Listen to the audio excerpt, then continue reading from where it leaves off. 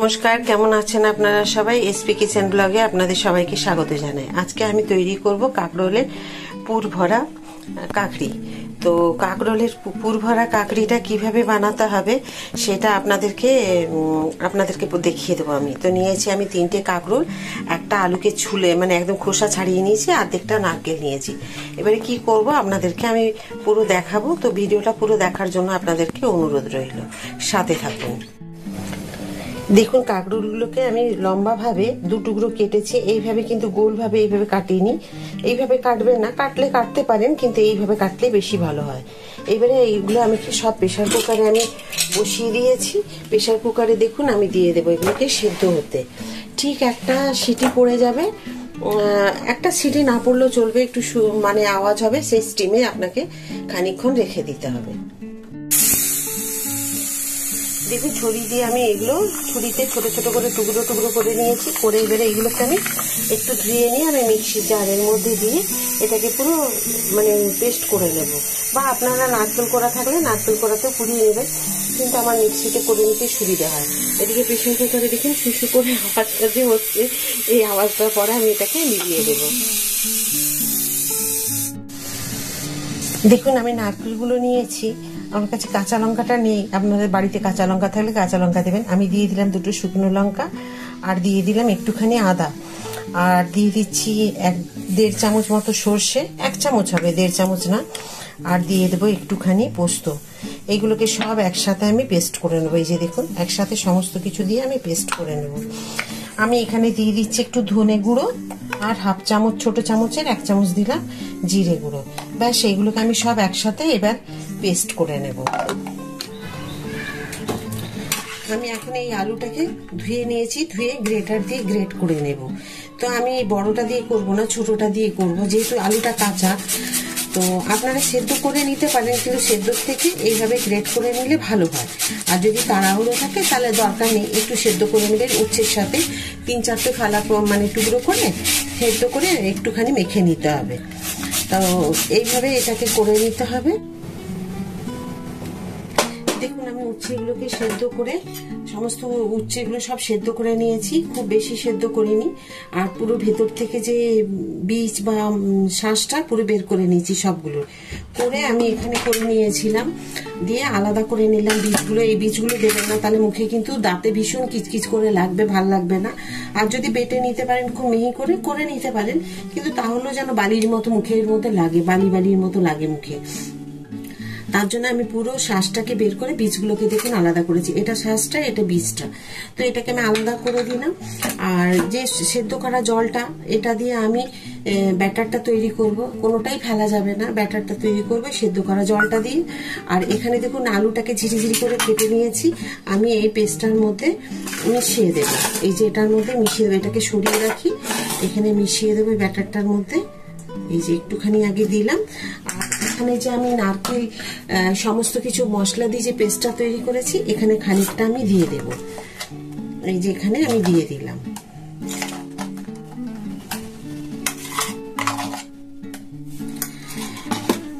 দেব একটুখানি চাট মশলা, চাট মশলাটা দেব একটুখানি, দেব চাট মশলা, বেশি না, অল্প একটু দেব। এই যে একটুখানি চাট মশলা দিলাম, একটুখানি দিলাম গরম মশলা, দেব আন্দাজ মতো নুন, যেটুকু নুন লাগবে সেইটুকু নুন দেব। আর একটুখানি দেব চিনি, অল্প একটুখানি চিনি দেব। এই যে দেখুন এইটুখানি চিনি দেব।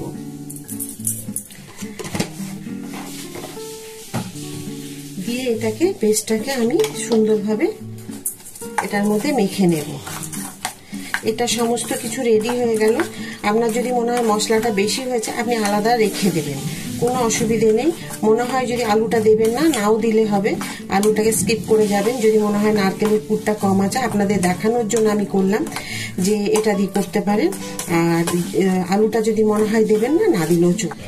আমি পেস্টটাকে সমস্ত কিছু দিয়ে একসাথে করে নিলাম। গরম মশলা, একটু চাট মশলা, একটু নুন, একটু চিনি, সমস্ত কিছু দিয়ে আলু যেটা ঝিরি করে কেটে রেখেছিলাম, কেটে সমস্ত কিছু এভাবে করে নিলাম। করে নেওয়ার পরে এভাবে পুরগুলোকে আমি একটা একটা করে এইভাবে ভর্তি করে করে দেব। একদম পুরো ভর্তি করে করে দেব, এর মধ্যে দিয়ে এইভাবে সাজিয়ে রাখবো। এই যে এইভাবে সবগুলোতে ভর্তি করে করে পুরগুলোকে দেব।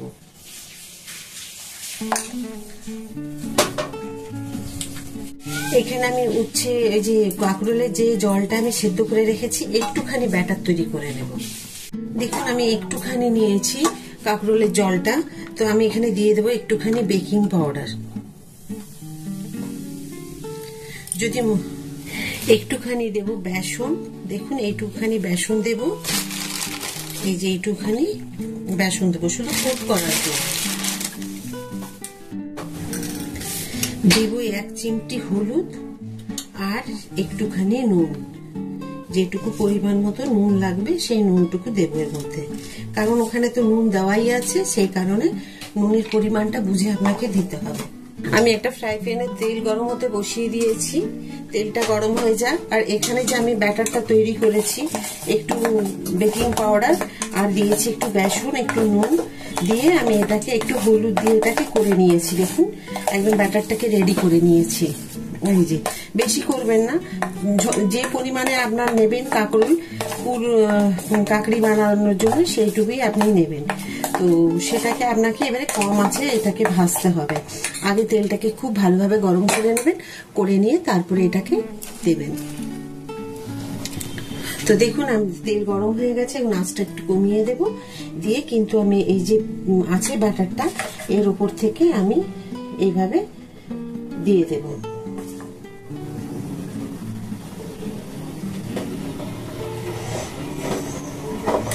ঠিক এইভাবে দিয়ে দিতে হবে, দিয়ে আপনাকে নিয়ে এইভাবে ব্যাটারটাকে নিয়ে ঠিক এইভাবে ধরে বসিয়ে দিতে হবে। একটু বসাবেন সাবধানে, তা নাহলে যে পুরটা আছে না, আর যদি আপনাদের মনে হয় যে আপনারা পারছেন না, তাহলে ওপর থেকে শুকনো ময়দা বা বেসন একটু নুন মাখিয়ে, হয় ময়দাটার মধ্যে একটু নুন মাখিয়ে নেবেন, নাহলে বেসনটার মধ্যে নুন মাখিয়ে দেবেন। আমি সেটাও দেখিয়ে দিচ্ছি আপনাদেরকে। এই যে এইভাবে করে নেবেন। আমি এইভাবে 3টে করছি আর 3টে আপনাদেরকে দেখিয়ে দিচ্ছি।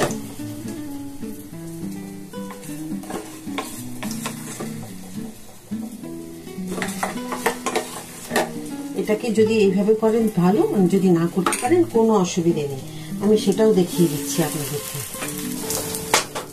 আপনার যদি মনে হয় এই ব্যাটারটা দিয়ে আপনি ঠিক কাঁকরোলগুলোকে বসাতে পারছেন না, তাহলে আপনি কি করবেন, এই যে আপনাকে দেখিয়ে দিচ্ছি, এটাতেও এই যে শুকনো ময়দাটা নিয়েছি, এর মধ্যে 1 চিমটি নুন দেবেন, ঠিক শুকনোটার মধ্যেই করবেন।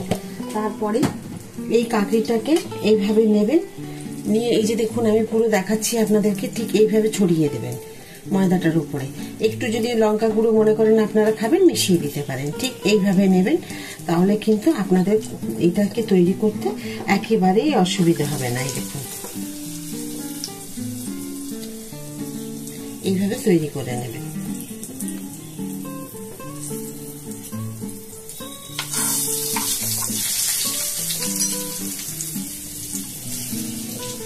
এইভাবে বসিয়ে দিতে নিশ্চয়ই আশা করি আপনাদের অসুবিধা হবে না। দেখুন আমি করে নিচ্ছি।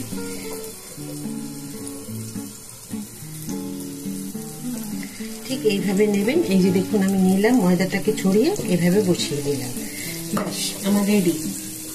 এবারে এটাকে কম আছে, দেখুন আমি এটা যেটা প্রথমে দিয়েছিলাম সেটা দেখুন প্রথমটা আগে পাল্টে দিয়ে একটা উল্টে দিয়েছি, আর এটাকেও আমি উল্টে দিচ্ছি। তবে আপনারা চেষ্টা করবেন যেন ভালো করে ভাজা যায়, তারপরে উল্টাবেন।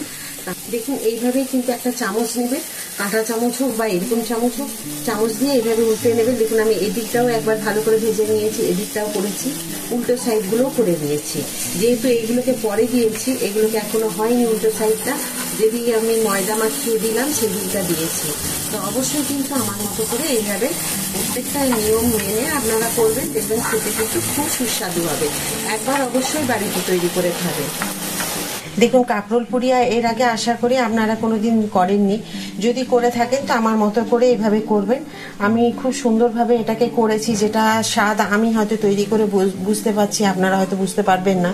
তো যদি আমার মতো করে তৈরি করেন অবশ্য পুরো ভিডিওটা দেখে নেবেন যে আমি কিভাবে করলাম, আর ঠিক এইভাবেই করবেন কাঁকরোল পুরিয়াটা।